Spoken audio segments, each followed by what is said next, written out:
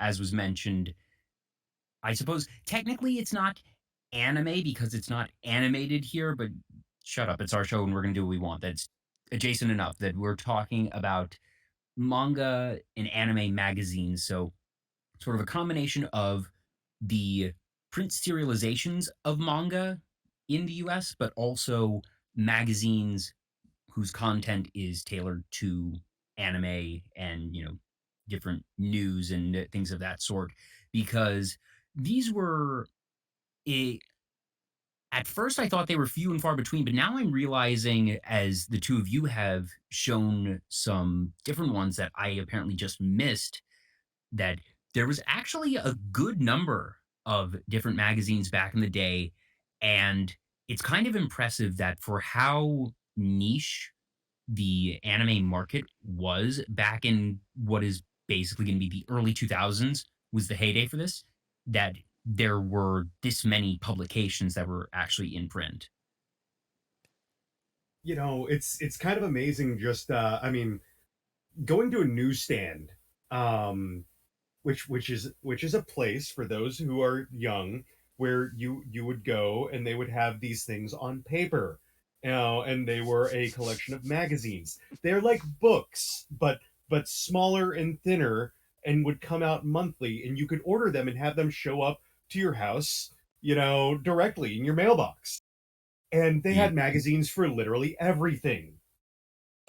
And all those websites you go to. Yeah, they used to exist in physical form because much slower, much less frequent. yep. Everything that was in them was 2 to 4 weeks out of date if you got your news from some live source, such as a forum or something like that. But it was still in print and in color and was tangible, so you were really excited. But they also would have some packed in goodies. I feel like we need to sort of split these into two categories. One, it being manga serialization, so something like Shonen Jump and Shoujo Beat, Yeah, where the primary content in here is going to be just those chapters of manga versus yeah. something like New Type, which is a for lack of a better term, anime news magazine and story an editorial. Yeah. And I think that that's basically the majority of, because back then there were some manga that did get released in like a comic book format. Akira is definitely a mentionable one that was released, or even Pokemon, The Electric Tale of Pikachu. If people remember that manga, that was released in a comic book format, because people didn't know what manga was back then. So, it's not as mainstream as it is these days. The very first magazines very much were that news type and editorial type of magazine, going as far back as 1987 with the issue zero of so yes, anime magazines are as old as me. uh Protoculture addicts, who take their name from Robotech. It started off originally as a Robotech fanzine, actually, and in 2005 they even became part of Anime News Network, and that was kind of the petering off towards the end, as we'll find out when with print media kind of scaling down in the mid late 2000s, where that went. But yeah, they were in both English and in French, as it was primarily published in North America and Quebec. So it also appeared over in France as well. I never collected any issues of this magazine, but I did know about it because of Anime News Network back in the day. And keep in mind, I got into anime pretty late. That I grew up on Kids WB and afternoon Toonami blocks. I really only started to get into it, I'd say, in late middle school, but the big turning point for me, obviously, was early college, and the point of no return was the Funimation internship. But a it was the type of thing that prior to 2012, the only stuff I'd really seen was stuff that made it to broadcast with a couple of exceptions that I had really only just started to get into streaming stuff. That I only owned maybe I'm pretty sure at that point the only VHSs and DVDs I owned were Pokemon and Yu-Gi-Oh at that point. And the only thing that I ever had was Shonen Jump because that was sort of the mainstream one. That part of it being that Shonen Jump had usually a promo Yu-Gi-Oh card, which for folks that were into the game usually actually was enough to justify the $5 cost or whatever it was of the magazine. That if you were to sell the card, that you could just end up making about the same. Or at that point, I wasn't looking to flip things for profit anyways, but it was very easy to justify that level of cost because all right, I'm getting this promo card, which is usually a pretty good one. So that was my intro. And well, I've already got this magazine, might as well read the thing, even though I didn't necessarily buy it because I'm looking for any of the specific stuff. But I've read a bit of manga here and there. That I'd read the Yu-Gi-Oh manga at that point, and read Death Note at that point, so might as well read what these other things are. And that's how it wound up in my hands at the very least. But I completely missed the boat on stuff like New Type and all these other ones. And here's where it Um, gets a little bit interesting. So I pulled this up because I wanted to double check a few factoids about one of the magazines that we are actually going to be spotlighting for those of you watching live in just a few moments. So we've mentioned New Type magazine. Now, there are basically two flavors of New Type that we are going to be discussing over the course of this show. There is original flavor New Type from Japan and New Type USA. New Type USA, it's indicative of what was, the first big boom of anime in the early 2000s because it ran from 2002 to 2008. Original flavor New Type is still in print, and I did not know this. The first issue, we were talking about how some of these things are as old as we are. No, this one is literally like about a month older than I am because of the first issue of Original Flavor New Wow. Type Japan, March 8th, 1985. It beat me by like a month. And it dropped a week after Zeta Gundam began airing in Japan. So Oh it my is goodness. it is tied to one of the legendary entries in the Mobile Suit Gundam franchise. Essentially, the first proper sequel series to Mobile Suit Gundam.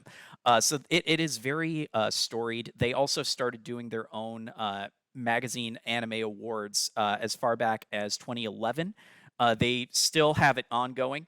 And if you want to see a list of that, it's all on their Wikipedia page. But I wanted to call this out because, while we are, laughing and joking about, oh, newsstands, paper, what is this? There are still some of these publications still out in the wild. I know I've certainly, gotten my hands on new type magazines from Japan from certainly the last decade at least. And they do still come with a lot of cool pack-ins. It's just very different from what was offered at the turn of the century, which is why the New Type USA stuff is such a cool little time capsule of what was being put out into the anime fandom in the West during this big boom for anime right before, again, 2008, which we discussed quite a bit in our Discord today.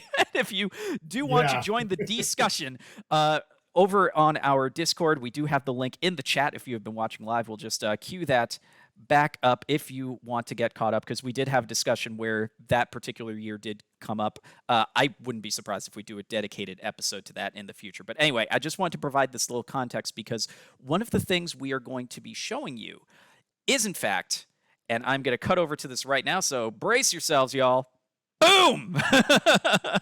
Check it out. An issue of New Type USA. This is, I see that's December, but what year? Several, actually. Oh, wow. So we're running the gamut. Jace, this is Yeah. your personal collection. By all means, tell Yep. us what months and years we are looking at, and tell us So about some of the goodies here. this is the very second issue of New Type USA. I got this off of a newsstand. I got it in FYE, actually. December 2002. The very second issue of New Type. It's got Dot Hack's sign here on the cover. And as it says here, you got free DVD, which is actually one of the ones queued up. Chance Pop Session was the first episode of that show on there, along with some trailers. Also came with a poster, a regular poster. There's also a centerfold poster as well, along with postcards, which was also kind of random but neat. And this magazine, New Type, is the exact opposite of Shonen Jump, where Shonen Jump was your mangas. And it was just straight up black and white, big phone book sized, magazine that would come with several chapters of each different manga at the time. So you had your Dragon Ball Z, your Naruto, like starting from the beginning of Naruto, Shaman King, stuff like that. But New Type, on the other hand, you'd get these full page, gorgeous freaking ads for whatever DVDs were being sold at the time. You would get things talking about upcoming games. There was this whole section just talking about the Dot Hack franchise as a whole. This was the upcoming Dot Hack Legend of Twilight's Bracelet, which, okay, this is 2002 here, and it's the cover of the July 2004, which shows you right there. That's a 2-year difference between when they started talking about it right here in Japan, Tasakare no Ude wa Monogatari, and then boom, right there, Dot Hack Legend of the Twilight. 2 years, more than 2 years later, or two-ish, or a year and a half, whatever. I'm not doing math right now as I'm flipping through just Christmas Habane anime guide. Renmei. Yeah, so Haibane Renmei, we got that. We got Fulikuli, of course, huge, big influential back then. We got a section of just animes with Christmas episodes listed here. Witch Hunter Robin. So we're hitting like the adult Oh wow, that's a throwback. Kitty Grade, Inuyasha. Oh yeah, that was big. Sit boy. Yeah, and of course, Wait a minute. Anime Central. Oh god. Go back a page. Oh yeah, go. Yeah, go. The headline on the right page. This one here. These two bad mothers mix covert with cool. I'm sorry, I just had to. You mean this anime right here? Oh my gosh. Oh jeez. But yeah, yeah. I mean, like, look at this vintage anime convention advertisement. Friggin' right Anime here. Central. Oh god. Anime Central. Or just the way that we would like buy our stuff back in the day, because like, I just want. Yep, right here, Robert's Anime Corner Store. Yep. So one of the early online websites where you could buy anime. So because it was, if you didn't have a Suncoast by you, or maybe an FYE, but like if you didn't have one of those, go figure. Hey, Kinokuniya. The old reliable. So, you would have to hope that someone would have it on eBay otherwise. Yeah. And here's one of the cool ones, actually. They would include some manga in New Type. In this case, Full Metal Panic, which the manga that was in New Type was actually what got me to want to watch the anime. And so you'd have manga sections in here. It's another classic website here. It's all sorts of different stuff. Interviews with the Seiyu in Japan. The Essential Anime Library back in 2002, apparently.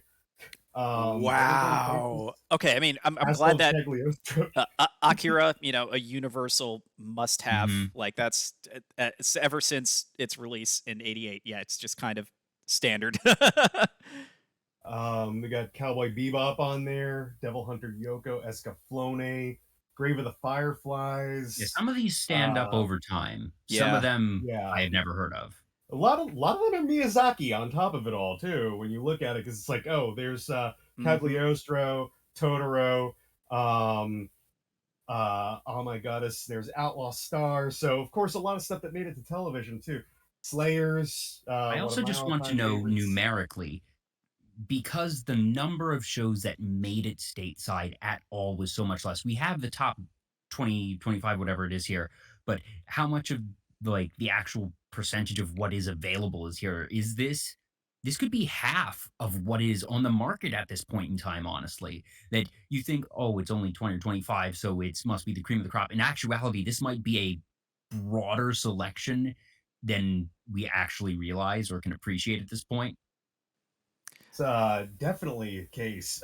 There was even fascinating things like this article right here was fascinating to me, and I was reading this like magazine back in high school. This is what got me in college to want to study Japanese pop culture history.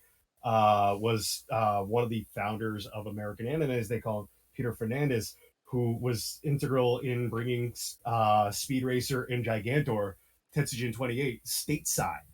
Yeah, he Um, was literally the voice of Speed Racer. yeah, Yeah, there's a lost interview uh from the press junket that was originally going to be the kernel of the Decor brand back in 2007 that I actually conducted with Peter Fernandez and a few other voice actors at the time. Yeah, he was a lovely gentleman. He is missed. And this when we um, were queuing up pre-show, I just like wheezed dust because I'm like, oh my god, this is original Flavor Fruits Basket, and here we are, like 20 years later, and we've already had like the full remake to completion. Oh yeah. man, this just hits so different. Um, that was one of my favorite things was this section actually in New Type that showed you the official art from the animation studio, showing you the key art for each character and everything, and little like Because you didn't get art individual books. concept moments. Nah, Art I mean, books getting stateside did not happen. You would have to import at best. Um, I mean, things you like still have to Art go to Card. your local Kinokuniya if you want like the fancy art yeah. books. But Um, and I will say, having had Japanese copies of New Type, and I wish that I had access to my magazine stack because I would have pulled it out just to compare one to one. That is a cool thing, especially about the Japanese edition of New Type that they did preserve for the USA version. Those behind the scenes sketches, interesting information. Like they'll sometimes include promotional booklets of like the character art designs, like whether it's the sketch work or conceptual work. So it's cool that they did preserve that in the US edition. New Type was very notable for being very closely tied to Japan because there was also this section here, Anime Land, where it gave you the ratings and networks of everything currently airing in Japan at the time the magazine was published. Wow. Complete I, with an episode guide that had spoilers for the shows as they were airing. I find it So interesting we, that they would bother with that because what use would someone reading this magazine have for that? Like, that's trivia at that point. That I mean, it was just the ratings make fascinating. sense. The ratings make sense. I don't know why they would bother saying this is the network it's on. I mean, it's all listed here, probably because it was just word for word pulled from the Yeah, it might have Japanese just book. been all right. We think that it's useful to have a ratings guide, and I do absolutely know and understand why they would want a ratings guide because, especially back in the day when you don't know, all right, this innocent looking one could actually be extremely etchy, or this one that looks like just a common schoolyard one could actually be really bloody and gory. You could have something Yeah, like there's so many examples. So I understand why they would have that, and you might be right that it was just all right, this table that has ratings is coming from a broadcast source and it happens to have the networks attached. And well, if we're copy pasting this chart already, there's no sense in chopping off that last extra column anyways. So here you yeah. go. And to kind of springboard off that, remember, this is 2002. Yeah, we're going to go to Wikipedia that doesn't exist right now to find all this useful information and trivia for, like where it's airing in Japan. So snarky answer aside, like there is actually some purpose if you are genuinely curious as to, what broadcast service is airing these, because again, you can't just go to Wikipedia and check it in 2002. That did not exist then. So it's kind of cool that they did go the extra mile for people who are curious about, whether it's to know what sort of shows are airing on that network regularly, month to month, or if they're planning a trip to Japan and they're like, oh, like I know some Japanese, I can brush up on that while I'm in my hotel room. I'll just make sure to watch this show. That sounds kind of cool. So there is some practical function because you have to figure, like, especially some of the demographic they were clearly targeting here Mhm. would be likely enough to make these trips and want this information circa 2002. So it's really cool that they went Yeah. that extra mile. There is practicality behind it. Also, lol Yeah. mucha This lucha this being page in the I was TV about to spotlights. say I was about to say I have 2 things to say about this page that we're currently on. The first is what the flying flip is Mucha Lucha doing here? So the section that's what's on TV in the USA. I don't know what's up with the Mucha Lucha there, aside That's from being like, not an anime. Like, I'm not gonna get into the whole, "Oh, yeah, what is an anime?" Mucha but Lucha is definitely not an anime. what's more notable is actually the TV listing section, Yes, which that was tells the you next thing. what channels aired. Because I watched and taped anime off of all these channels, and of course you had the Action Channel, which was Encore Action, and they had the Friday night midnight Anime Midnight, so which is where I watched a lot of my like more adult stuff. Ooh. X, and I did yeah, not all know the ABC Family. ABC Family had anime? Oh I yeah, can't quite read Beyblade, Beyblade. what is it? Metabots, Tokyo Pig.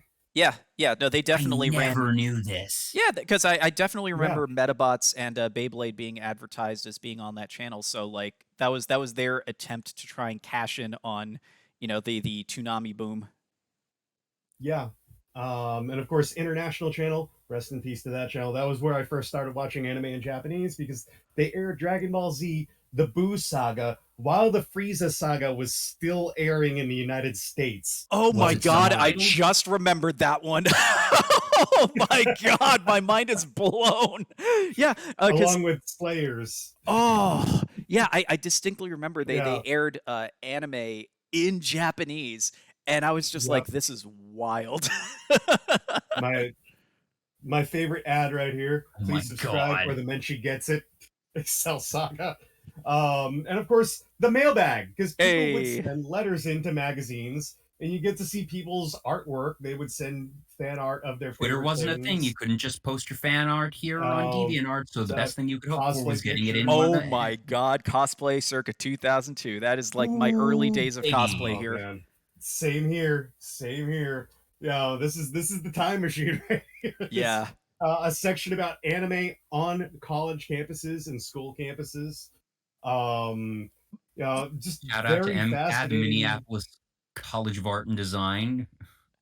Um, and I mean, like this is 2002.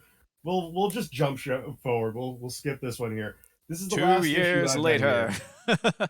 This is 2007, April 2007. This is the last issue I own. So this is a year before they stopped publication, which Hey, might be and we okay. checked the box for the week. There we go. Friggin' Code Geass right in the title. Boom, Let's baby. go.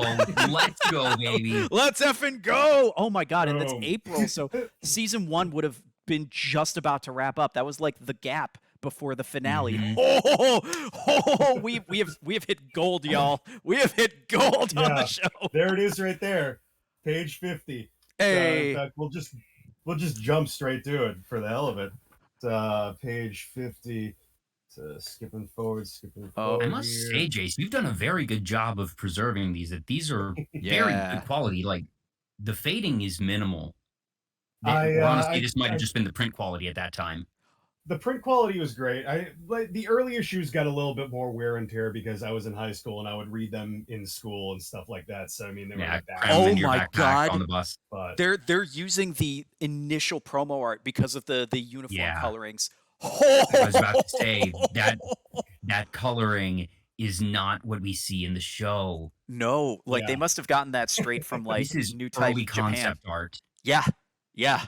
That this and as would happen for magazines, like I said, that everything you're getting here is 4 weeks outdated at best because of printing and distribution. So But it's then yeah, completely understandable and believable that the companies that work with these publications would be sending them stuff that is not final because they need to, like I said, at best work with that type of delay with just the layouts and everything. And if it was really early, you're going to get those instances where they will send the key art or the early concept art and, sort of art Bible assets, but that things can end up changing between, those actual concepts in broadcast. And you see that difference here. And I'm also wondering if maybe this has something to do with, since as we established, New Type USA ran 2002 to 2008. This is, beginning of 2007, but still cranking along. I wonder if maybe there were some production issues because remember, Code Geass had already been airing in Japan for a couple of months by that point. So it's a little strange that they'd be using preliminary concept art for a show that was basically an episode or two away from wrapping up its Oh, first season. oh my! Well, This I actually think that would still probably has. account for the time difference, but also you have to realize while they're making the show, they might not have made updated promotional assets because they're, making the show. Yeah, there's basically what I'm saying is like that opens up so many questions, and I'm like, I would love to know what happened there behind the scenes. I'm sorry, you're going to Get say in something, touch with Jace? somebody from ADV Films. I just realized this still has one of the old centerfold posters Oh, this is still the centerfold. here, actually. Wow. So you can Oh, see let's right here. flip it around there. Yeah, Full. yeah. Yeah, like so it's so big I We're can't really upside fit down it. now. Like, Yeah, Yeah. upside down, upside down. like let me see if I can just kind of like scroll this by here. Oh, yeah. Because it's That's such a big freaking yeah, that was one of those poster. titles I always saw advertised, but I never really heard anyone Mother. talk about it, and it just kind of feels like it's lost Yeah, to time now. that's one of the that's definitely one of the ones that I think is sitting around in that binder of Oh previous wow, issues. Narama Daikon Brothers. So that's another one I never saw, but that was one that was so popular at the time that it came out and was also heavily advertised. Oh I've man. never heard of it. I love Oh, it because it's Nabashin, and that's why I love it yep. because Nabashin is just the man, and yeah, here it is. pulled right off the shelf. So right off the shelf, right near me. Beautiful. The other thing is they often had little polls that you could send in, and they'd have giveaways. So you would send in the little postcard with what you liked in each issue. What was your favorite feature in here, and what did you like on the Yep. DVD, and stuff Surveys like have that. always And been a then thing. This is how they know what what to print. That this is what prize did you want? Because they gave away different prizes every time. But yeah, and then of course, like this is towards the end run, they had everything, including like convention My reviews. God, vintage So, ALA, but from 2007. So I'm like, I um, wonder if any of my friends are in that. it's a IkiCon. Wow, I haven't heard that one in a long time. Yeah. Official art of Gunbuster 2. Right, because Um, Gunbuster 2 dropped around that time, didn't it? I yeah. remember it was So, fairly recent because yeah, the original Gunbuster was late mid to late 80s, but Gunbuster 2 I feel like it was 2004 to 2006. Let me pull that up while we continue looking through. There we go. The there it Anime is. Awards. That's where that interview I was talking first about with Peter annual. Fernandez. I was there for that. I've seen footage of this with our good buddy Lance Yep. Haskell accepting an award for Funimation. Yep. Yep. I was literally there because I was doing press interviews that are lost to time, and I've been wanting to re-upload them for Decor Legacy content. Yeah, it was wild. But that's a podcast for another time. We will definitely need to put a pin in that and come back to it. Oh my God, Bobo Bo. Bo, bo, bo, bo, bo. Bobo Bobo Bobo Bobo. Bo bo bo bo Yes, bo bo bo bo bo bo bo. so Richard Epcar, great job in that dub. Takehito Koyasu, absolutely insane as Bobobo in Japanese. Like, I still love that freaking anime because it's that weird. Also, quick But I quick just love interjection: weird. Gunbuster 2, aka Die Buster, 2004. So yeah, kind of in the middle of where we've been jumping around there. Now we're getting into some gaming content, which makes sense. Gaming That content. obviously there's a very big overlap then and now Hey, of the gaming and anime circles. that's got a new season right now. This season actually, it's a Waru Mono. So this is the Wow. very first volume 2 being advertised back in 2007 of the original first season, and it's getting a new season right now airing. So even more timely. I appreciate the phonetic spelling. Yeah. Like clearly the marketing team knew what the biggest hurdle was going to be. Oh my God, Mega Tokyo. Mega Tokyo. Oh man. Oh my God. Yeah. Time Machine. Borders. Friggin' books. Just F in the chat for Borders, like real F in talk. the chat Borders had good stuff. That's where I always got my manga that I mentioned, the little manga I did read in my earlier days was going to be the Yu-Gi-Oh manga, primarily a little bit of Pokemon, but even then Borders was where you go. That it's mostly Barnes and Noble, or what few Barnes and Noble shops are left at this point. But Sakura Con that's vintage. where you would go. Ooh, wow. Now you have more of these magazines, correct, Jason? Yeah, I've got basically almost the whole run from 2003, all of 2003 through 2006, with a little bit of 2007. And Mario, you mentioned that you have some as well. I don't know if it's a new type or another one. Not on me, unfortunately. All right. Well, I bring this up because basically we're getting near the end of our time for today, but this is so clearly something we can revisit, that whether it be more issues of the ones that you have, Jace, or if between now and I don't know when we revisit this, in a couple of months maybe, but if you're able to reacquire some of yours, Mario, at that point in time, that this would be something very interesting. But before we go, I think we're going to end with, there was a mention earlier of a DVD that came with this magazine. Mm-hmm. And, we saw stuff. There was Hikaru no Go there. There was, some of these classics that they would have one episode, it's your effective free trial of them, but they also had trailers on there. And there's one particular trailer that we're going to bring up, and the DVD is actually in Jace's machine, that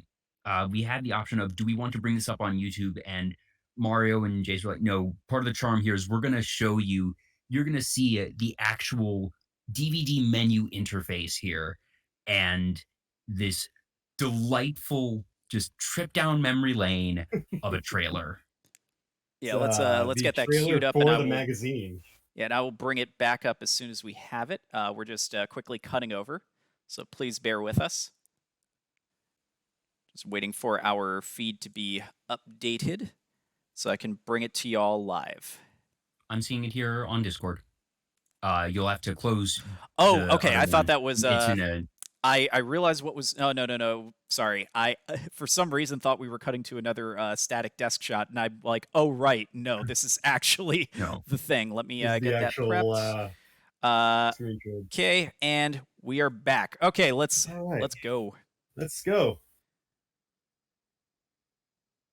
Hey, controller, are you awake? No, controller shut off on me. That's why. It's a lousy third-party controller. There we go. Play. Premier Anime Magazine is finally available in English. To get any closer to the source, you'd have to read Japanese. Packed with over 200 pages month after month. Free bonus gear in every issue. Poster, centerfold, manga, postcard, DVD. Free in every issue. New Type USA. It begins where the other anime magazines end. Log on to www.newtype-usa.com and subscribe now.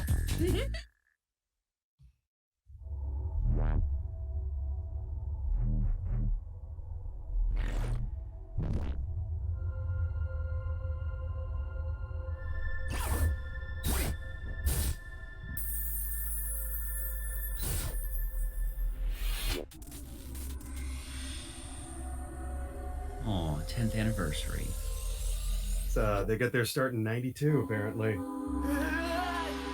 Now, I don't think we can actually broadcast much of this. Yeah, this is just jump straight into trailers of the actual shows. Before getting to, if I press this button here, we can skip straight to an actual DVD menu. Hey! And this is the very, second issue's DVD menu. You can kind of see just how, simple this is. There's no style, no substance, nothing uniform. This is just straight up marketing you this one show in your face right here. And just to do a quick change over between the two systems running right now, Let me just switch over here. okay, there we go. Also, I did just check.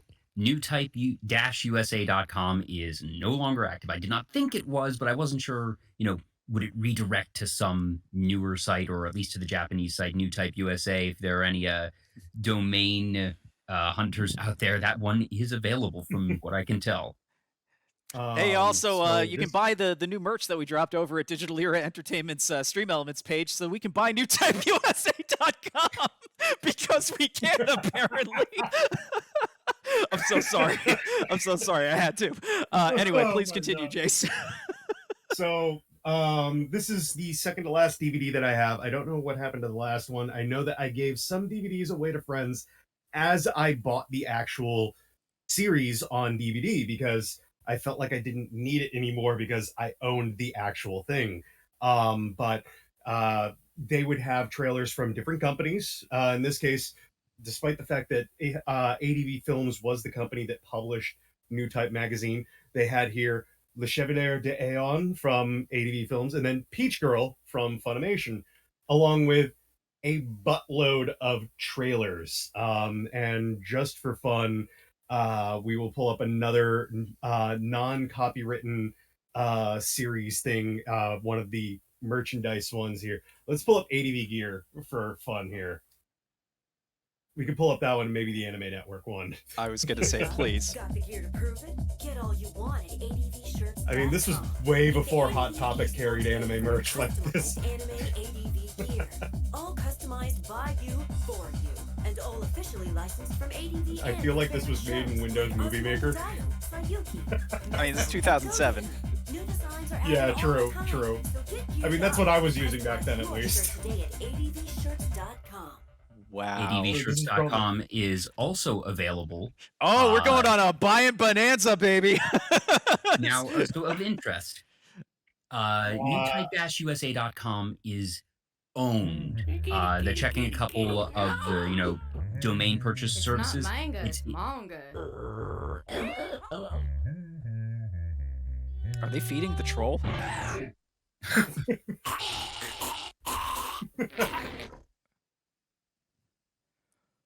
Oh, weird television interstitials. I do feel bad for our audio-only listeners because the visual elements of this episode are amazing.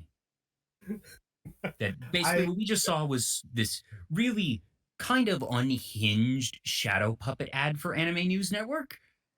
Oh no, that was for Anime Network. Sorry, Anime Network. My bad. Basically, the video on demand / OTT channel that ADV put out, and where I know I certainly saw a lot of my favorite anime circa like 2003 to 2005. So Same here.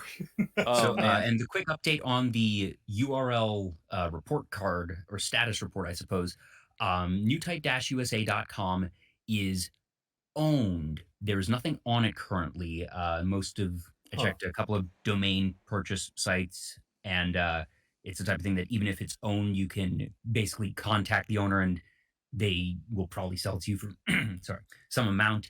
ADVshirts.com is not owned, and that is actually a very cheap domain. ADVfilms.com is obviously still active, but ADV Shirts is just actually on the market, and it's quite cheap. I don't know if we'd want to buy that one, but it's the type of thing that I always love just sort of poking around and seeing, all right, are these sites still active? Do they redirect to more modern ones? Does somebody else own them and is squatting on them? I find it fascinating. So that's sort of fun for me. That's fair. That is completely fair. Oh man, I can't wait for digitalera.com to have ownership of newtype-usa.com. I'm sorry, just the thought of us having that as just a thing to flex on for no good reason just amuses me so much. The price I saw was not that bad for New Type, and I'll say ADV Shirts was dirt cheap, but even still, the price for newtype-usa.com was not that bad. All right, we're gonna have to sell shirts, sell some of the new DD and Disco Ball merch that we dropped over on our Stream Elements page. Sorry, I keep going back to this because it's just it's too perfect. It's too perfect. But man, Uh, this has been quite a trip down memory lane, and like there is still so much more to explore. Like the anime awards, we could literally do an entire podcast on that particular award ceremony, and I say that I'd from love to do that at some point. having literally been there. Like it's definitely worth the conversation. It'd be awesome if we could somehow get Lance on for that as well, because he definitely Oh would my have some gosh. stories. Yeah. And again, as soon as I'm able to get my hands on some of the Japanese publications, because the Japanese new type that I have, if I recall correctly, is a Code Geass centric new type Japan. Yes. So gotta tick the box right there. So we'll have some fun with that. And I know I have a few other anime publications that we didn't quite get to cover today. Wizard Publications did get in on the whole anime thing with Anime Insider. So I have a few issues of that sitting in the same place as all my other magazines. So that'd be kind of a fun one to look at, because we've seen today. Let me also just bring us back to our main screen. So we've seen, the U.S. adaptation of one of the still ongoing publications for anime, and showing that flavor of presentation. But if you've ever read a Wizard magazine during their time, imagine yeah. imagine that vibe, but with anime. So it'd be kind of fun to kind of compare and contrast the two styles. So definitely a thing. I agree with you, Joel. We should come back to this in the future. Yes, Yeah. indeed. Well, I think we're going to call it here. But like we said, we could go on for ages. There's so much more to this. We've done retrospectives of years in the past, retrospectives of certain genres. This was so much more engaging for me because there was that physical element, and that we were able to sort of randomly, that these things that we wouldn't have remembered anyways because they were sort of lost to time. They weren't particularly successful, or at the very least, not successful enough to remain in the public consciousness for 2 decades, which is going to be most things, quite honestly. So I definitely want to revisit this. We hope that you all enjoyed. Apologies for the visual or the audio only crowd. My guess is that we will possibly just rip this VOD and put it on YouTube. I Oh think yeah, we could that probably is do that is the plan. We just are because we didn't want our audio only listeners to miss out on the fun, because this is really neat, and we're sure that some of you will spot some stuff that will either bring back memories of days long ago, or pique your interest to check out some of these, in some cases, forgotten titles. So we'll make the effort to give you a quick and dirty re-upload that'll make it possible for you to listen to our ramblings while also seeing what we're seeing. indeed. Well, thank you all so much for tuning in. This has been super delightful. Please remember to like, share, and subscribe, and follow us across social media for updates. Thanks for watching!